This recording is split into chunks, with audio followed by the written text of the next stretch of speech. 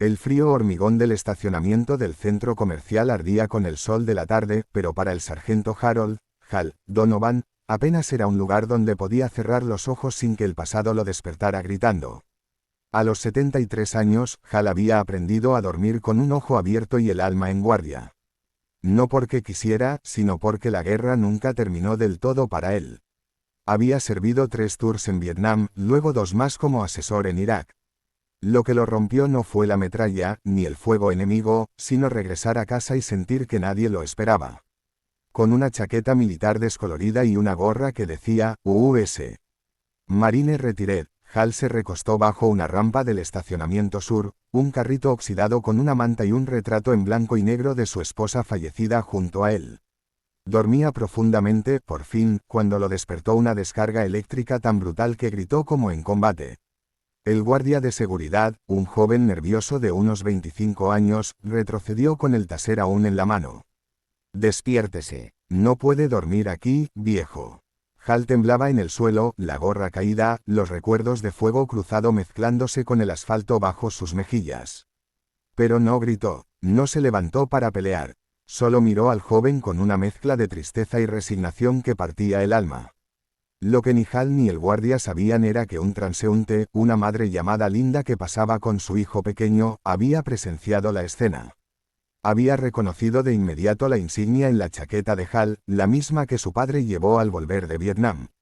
Entre lágrimas, sacó su teléfono, grabó lo ocurrido y, sin pensarlo 2 veces, lo publicó en sus redes con un mensaje que cambiaría la historia. Mayor que, este héroe dormía en paz. Lo despertaron con violencia. ¿Dónde están los que prometieron nunca dejar atrás a los suyos? A los 7 minutos de ser publicado, el vídeo llegó a más de 100,000 vistas. Entre ellas, la de un coronel retirado que trabajaba como asesor en el Pentágono. En 6 llamadas, 3 correos electrónicos y una conferencia interna, se activó lo que algunos conocían como el Código 73, una iniciativa reservada para intervenciones humanitarias urgentes relacionadas con veteranos en peligro. 7 minutos después del incidente, un subnegro sin placas y una van médica con emblemas de la Cruz Roja estacionaron junto al centro comercial. 2 hombres en traje salieron primero. Uno de ellos, el coronel John Wallace, se arrodilló junto a Hal. «Sargento Donovan, soy el coronel Wallace. Estamos aquí para llevarlo a casa». Hal, aún en el suelo, no entendía del todo. Miraba a los hombres trajeados, los paramédicos, las cámaras de los teléfonos móviles que ya empezaban a rodearlos. Pero cuando vio la bandera que Wallace llevaba doblada entre sus manos, supo que no era un error. «¿Cómo me encontraron?», preguntó con voz ronca. Wallace sonrió, esa sonrisa que solo los que han visto el mismo infierno pueden compartir. Un país nunca olvida a los que dieron todo por él. Solo se pierde, a veces. Pero hoy alguien lo recordó. Y así empezó la segunda vida de Hal. Continuará. Hal Donovan no era un hombre común. Aunque en apariencia parecía uno más entre los tantos sin techo que vagaban por las calles de Richmond, Virginia, su historia era una que merecía contarse, si tan solo alguien se detuviera a preguntar. A sus 74 años, sus ojos aún conservaban ese brillo indomable de los marines.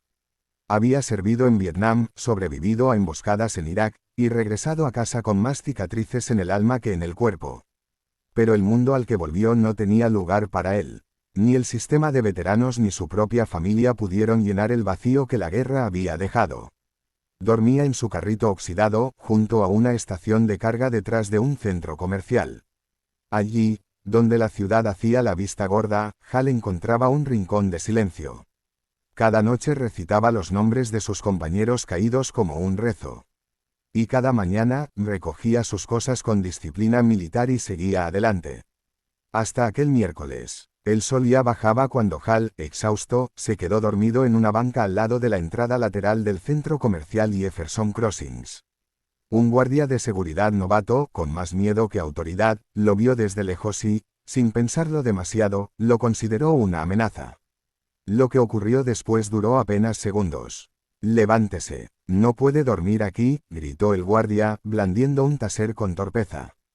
Hal apenas abrió los ojos. Estaba desorientado, todavía enredado en algún recuerdo del pasado. El guardia, nervioso, accionó el dispositivo. La descarga eléctrica atravesó el cuerpo de Hal, que cayó al suelo como si hubiese recibido un disparo. Se aferró al pecho con una mano temblorosa, mientras el joven retrocedía con expresión de pánico.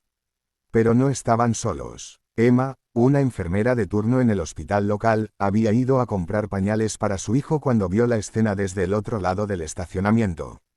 Había algo profundamente injusto en lo que estaba presenciando. Su padre, también veterano, había luchado toda su vida contra el trastorno de estrés postraumático, y sabía reconocer ese vacío en la mirada de Hal. Sin dudarlo, sacó su teléfono y comenzó a grabar. En menos de 3 minutos, el vídeo estaba en Twitter con un texto que decía: mayor que, así tratamos a quienes dieron su vida por este país. Este hombre lleva una chaqueta de veterano. Lo atacaron mientras dormía. ¿Dónde está nuestra humanidad? Lo que ocurrió después fue una cadena de milagros que nadie vio venir. El vídeo fue compartido por un exmarine que lo vio durante su almuerzo.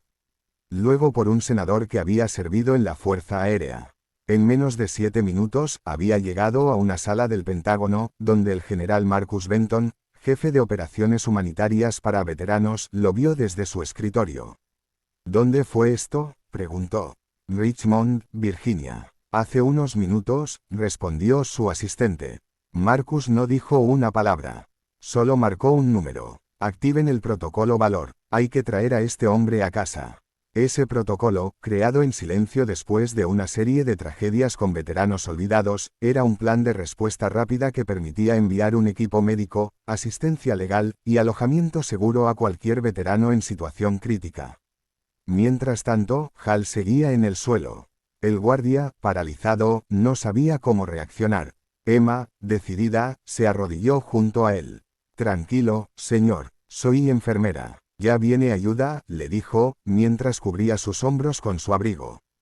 Hal no respondió. Sus ojos estaban abiertos, pero su mente parecía estar en otro continente, otra época. 7 minutos después, una van negra sin insignias llegó al lugar, seguida de una ambulancia militar. Un médico con insignias del ejército bajó del vehículo y se arrodilló junto a Hal. Sargento Donovan, soy el capitán Reyes. Está a salvo. Hemos venido por usted. Hal lo miró como si dudara de si era real. Usted viene del ejército. Del Pentágono, señor. Vinimos porque alguien se negó a olvidar. Emma observaba todo con incredulidad. Las luces, los uniformes, la precisión con la que todo se desarrollaba. Nadie gritaba, nadie corría. Era una operación silenciosa, respetuosa, como si rescataran a un hermano perdido. Mientras Hal era atendido, el general Benton apareció en una videollamada en una tableta que sostenía uno de los agentes. Sargento, soy el general Benton. Lamento profundamente lo que ocurrió hoy. Pero permítame decirle algo con absoluta claridad, usted no está solo. No más. Hal, con la voz rota, murmuró apenas. Creí que el país me había olvidado. Usted es el país, sargento, respondió Benton. Y a los nuestros, los traemos de vuelta. En los días que siguieron, la historia explotó en medios nacionales. No por la violencia del taser, sino por la fuerza de la respuesta. El país se detuvo a mirar, no con indignación, sino con vergüenza y esperanza. Miles de personas escribieron cartas a Hal, ofreciéndole ayuda, alojamiento, comida, trabajo. Se inició un programa llamado Operación Regreso Digno, con apoyo federal, y Emma fue invitada al Congreso para hablar sobre lo ocurrido. Pero lo más conmovedor ocurrió en una escuela local. Una clase de 5º grado escribió una carta colectiva. Mayor que, querido señor Hal, gracias por ser valiente. Gracias por protegernos. Le prometemos que vamos a ser un país mejor para cuando usted despierte. Hal leyó esa carta desde su cama en el hospital del VA. Y lloró por primera vez en 20 años. Hoy, vive en una casa donada por una fundación de veteranos, con su retrato de boda en la sala y su gorra de marino colgada en la entrada. Emma y su hijo lo visitan cada semana, y en el porche cuelga una pequeña placa que dice: